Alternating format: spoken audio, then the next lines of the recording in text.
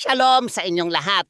Ako si Rabbi Rich. Ngayon, tatalakayin natin ang mga salita ng ating Mesiyas mula sa Mateo, Kabanata 6. Sa tekstong ito, tinutukoy ni Yeshua ang pinakailalim na motibo ng ating mga puso. Ang mga gawa ay bunga ng taong nasa tipan ng relasyon kay Adonai, hindi paraan para makuha ang kaligtasan. Nagsimula si Yeshua sa pagbibigay babala tungkol sa tzedakah. Bagamat isinasalin bilang kawanggawa, ang tzedakah ay tunay na nangangahulugang katuwiran o katarungan. Ang pagbibigay sa mahirap ay banal na obligasyon at gawa ng paggawa ng kung ano ang tama.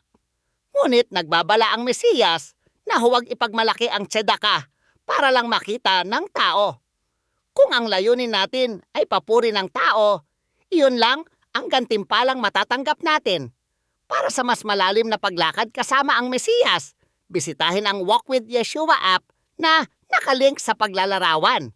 Sinasabi ni Yeshua na gawin ang mga gawa sa lihim, na kahit ang kaliwang kamay ay hindi alam ang ginagawa ng kanang kamay.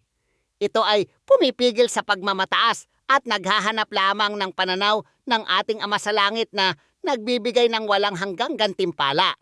Nalalapat ito hindi lamang sa pagbibigay, kundi pati sa panalangin at pag-aayuno. Suriin natin ang ating mga motibo at gawin ang bawat gawa dahil sa purong pagmamahal sa Hari. Pagpalain kayo at ingatan kayo ni Adonai.